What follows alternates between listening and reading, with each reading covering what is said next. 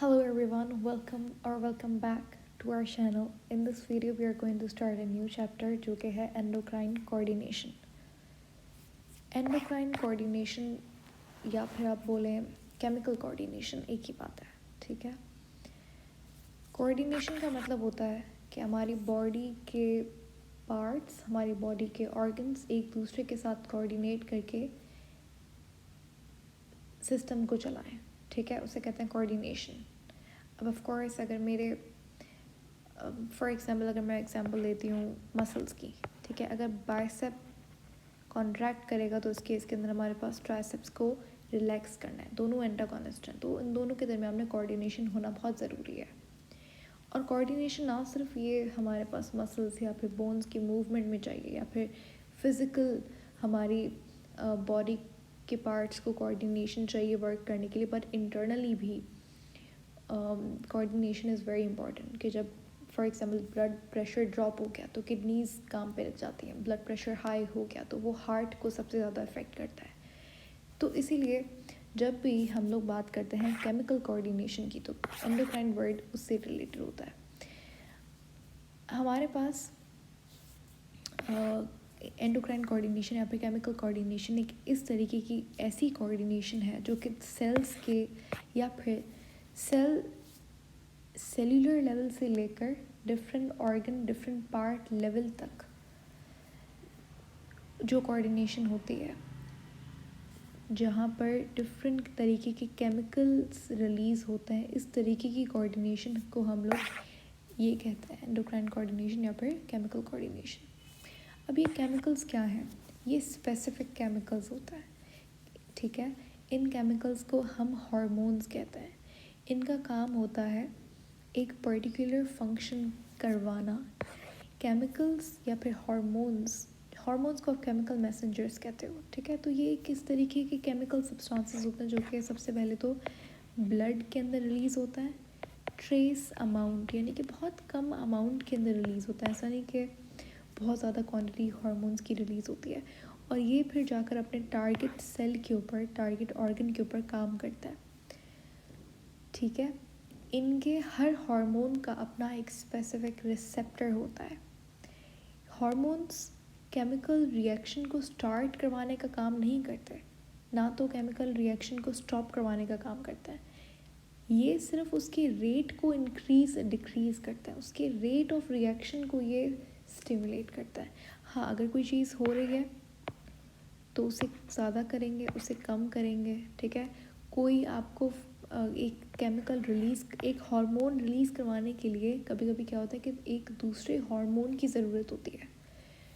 तो chemical reaction को ये स्टिमुलेट नहीं करते, लेकिन इनका बहुत बड़ा रोल होता है. किसी अभी हार्मोन के ऊपर डिपेंड करता है. कुछ हार्मोन्स का रोल होता है कि दूसरे हार्मोन्स को स्टिमुलेट करना, दूसरे हार्मोन्स को इनहिबिट करना, ठीक है. अब जैसे अगर आप बात करें एंजाइम और हार्मोन में क्या डिफरेंस है, तो सबसे बड़ा डिफरेंस ये है कि हार्मोन कभी भी केमिकल रिएक्शन को इंक्रीज़ डिक्रीज़ करते हैं, लेकिन रिएक्शन को स्टार्ट करवाने का काम नहीं करते हैं. लाइक एंजाइम केमिकल को इनिशिएट करवाता है, ये एक्टिवेशन एनर्जी को डिक्रीज़ करता है. इसका कोई इसमें काम नहीं होता. दूसरी सबसे इम्पॉर्टेंट बात ये कि हार्मोन्स हमेशा केमिकल रिएक्शन के रेट को इंक्रीज़ और डिक्रीज़ दोनों कर सकता है, स्टिमुलेट और इनहिबिट. लेकिन एंजाइम कभी भी डिक्रीज़ नहीं करता, ये हमेशा केमिकल रिएक्शन की रेट को इंक्रीज़ करना चाहता है, ठीक है. तो अच्छा, तो ये तो हो गई हार्मोन्स की. हार्मोन्स का काम होता है कि एक्टिविटीज़ को, दूसरे सेल्स की एक्टिविटीज़ को रेगुलेट करना. और जैसे मैंने यहाँ पे लिखा हुआ है कि ये केमिकल्स ना सिर्फ हार्मोन्स होते हैं, लेकिन यहाँ पे न्यूरोट्रांसमीटर, फेरोमोन्स, हार्मोन्स, ये सारे जो है केमिकल कोऑर्डिनेशन में काम आता है, ठीक है. अब आप सोच रहे होंगे अच्छा न्यूरोट्रांसमीटर तो नर्वस कोऑर्डिनेशन से रिलेटेड है, न्यूरॉन्स के दरमियान में रिलीज़ होने वाला केमिकल, उसे आप ये कहते हो. But in the end of the day neurotransmitter भी कोऑर्डिनेशन का काम करता है, ठीक है. केमिकल्स का काम होता है कोऑर्डिनेशन करवाना. न्यूरोट्रांसमीटर नर्वस कोऑर्डिनेशन करवाता है, हार्मोन्स केमिकल कोऑर्डिनेशन करवाता है, ठीक है. तो हार्मोन्स हमारे पास मेन केमिकल्स होते हैं जो कि कहाँ से रिलीज़ होता है? ग्लैंड से रिलीज़ होता है, उनको एंडोक्राइन ग्लैंड कहा जाता है। प्लांट्स के अंदर जो कोऑर्डिनेशन होती है वो सिर्फ और सिर्फ केमिकल कोऑर्डिनेशन होती है। अब ग्लैंड्स क्या है? ग्लैंड्स हमारे पास वो सेल, क्योंकि सेल भी ग्लैंड हो सकता है, वो सेल, वो ऑर्गन जो कि हार्मोन को रिलीज़ करवाए, वो हमारे पास ग्लैंड होता है। कोई भी सेल या कोई भी ना सिर्फ hormone, let me rectify that, कोई भी ऐसा सेल, कोई भी ऐसा ऑर्गन जो कि कोई भी चीज़ सिक्रीट करे, अब वो कोई भी डाइजेस्टिव जूस हो सकता है, वो कोई हार्मोन हो सकता है, ठीक है, तो उसे आप ग्लैंड कहते हो। Secreting cell is a gland, secreting tissue is a gland, secreting cell is a gland। तो ग्लैंड अब दो तरीके के होता है, एक होता है हमारे पास एक्सोक्राइन ग्लैंड्स, एक होता है एंडोक्राइन ग्लैंड्स। कुछ ग्लैंड्स ऐसे होते हैं जिनके पास डक्ट होती है, डक्ट, वो अपनी सिक्रीशन डायरेक्टली अपने डक्ट के थ्रू अपने टारगेट ऑर्गन तक भेजता है, तो इस ऐसे ग्लैंड्स को एक्सोक्राइन ग्लैंड कहते हैं। और इनसे जो चीज़ सिक्रीट होती है वो डाइजेस्टिव जूस होता है ज़्यादातर। इसके अलावा सलाइवा हो गया, वो भी एक्सोक्राइन ग्लैंड से सिक्रीट होता है। हमारा स्वेट हो गया, वो भी एक्सोक्राइन ग्लैंड से सिक्रीट होता है। डक्ट्स होती हैं हमारे स्किन के अंदर, हमारे माउथ के अंदर, सलाइवा, स्वेट रिस्पेक्टिवली उनके लिए।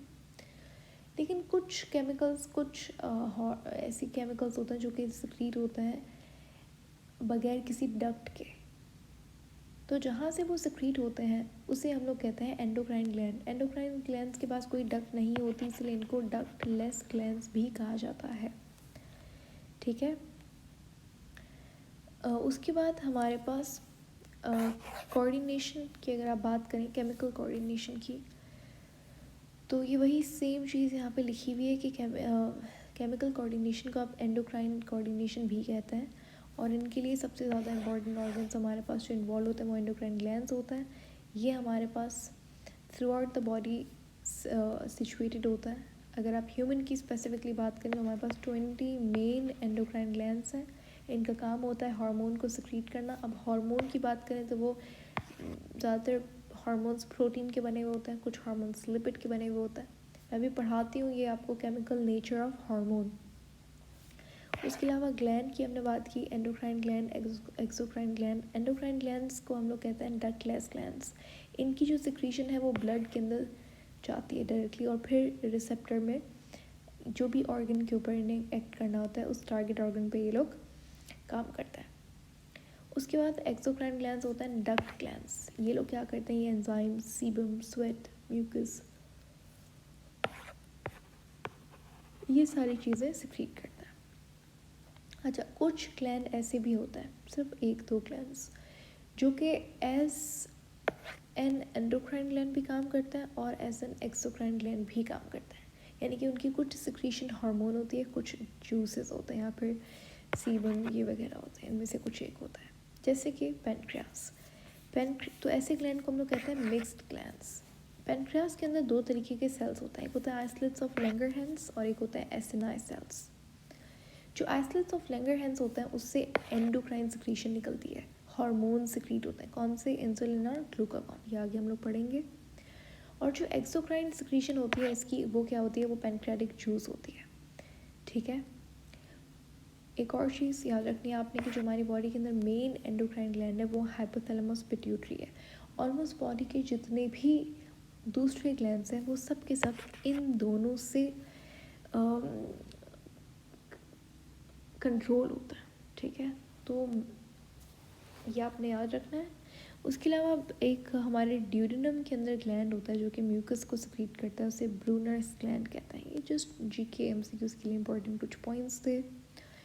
नेक्स्ट मैं आपको बता दूं कि हमारे पास मास्टर ग्लैंड किसे कहा जाता है।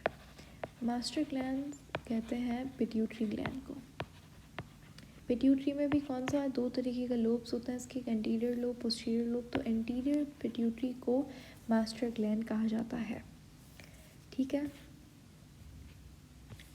और यहाँ पे लिखा हुआ है कि एक्सोक्राइन ग्लैंड जो हमारे पास है वो एंजाइम सिक्रीट करता है, जो कि एज अ बायो कैटलिस्ट का काम करते हैं और इनका केमिकल कोऑर्डिनेशन में कोई काम नहीं होता। एक्सोक्राइन ग्लैंड्स का केमिकल कोऑर्डिनेशन में कोई काम नहीं होता।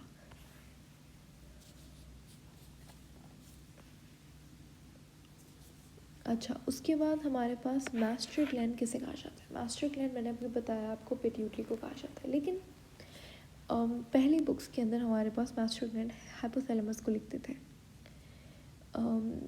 कभी कभी ये भी लिखते हैं कि हाइपोथैलेमस जो है वो सुपर मास्टर ग्लैंड है और pituitary gland, anterior pituitary gland जो है वो मास्टर ग्लैंड है। तो ये आपने अपनी बुक के अकॉर्डिंग फॉलो करना है कि आपकी बोर्ड क्या कहता है इस बारे में, कौन सा मास्टर ग्लैंड है।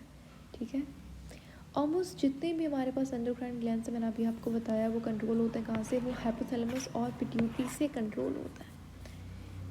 और इनमें कुछ एक्सेप्शंस भी हैं हमारे पास, जैसे कि पेनक्रियास हो गया। पेनक्रियास को हाइपोथैलेमस और पिट्यूटरी कंट्रोल नहीं करता। इसको ब्लड के अंदर जितनी शुगर है, कितनी शुगर है ब्लड, ज़्यादा है तो इंसुलिन रिलीज़ होगा, कम है तो ग्लूकागॉन रिलीज़ होगा। तो ये ब्लड शुगर लेवल पे डिपेंड करता है। तो ये पेनक्रियास एक ऐसा एक्सेप्शन है। ऐसे ही पैराथायरॉयड हार्मोन हो गया, और थायराइड ग्लैंड से भी एक हार्मोन रिलीज़ होता है कैल्सीटोनिन। तो ये दोनों ग्लैंड्स भी किस पे डिपेंड करता है? ब्लड के अंदर कैल्शियम लेवल कितना है। अगर कैल्शियम कम है तो पैराथायरॉयड ग्लैंड एक हार्मोन सिक्रीट करता है जिसको पैराथार्मोन या फिर पैराथायरॉयड हार्मोन कहते हैं। वो कैल्शियम के लेवल को मेंटेन करता है ब्लड के अंदर। तो ये कुछ एक्सेप्शन से ये हाइपोथैलेमस पेनक्रियास से कंट्रोल नहीं होते। ये डिपेंड करते हैं दूसरे फैक्टर्स पे। जैसे पेनक्रियास का फैक्टर, डिपेंडिंग फैक्टर क्या है? Blood sugar. पैराथायरॉयड हार्मोन का डिपेंडिंग फैक्टर कैल्शियम है। ठीक है, तो ये जस्ट इंट्रोडक्शन था, आज की क्लास में हमने पढ़ा। नेक्स्ट हम लोग बात करेंगे chemical nature of hormone. Hormone का केमिकल नेचर कैसा होता है? जैसे ग्लैंड, दो तरीके के ग्लैंड्स हैं हमारे पास, एक एंडोक्राइन ग्लैंड और एक एक्सोक्राइन ग्लैंड।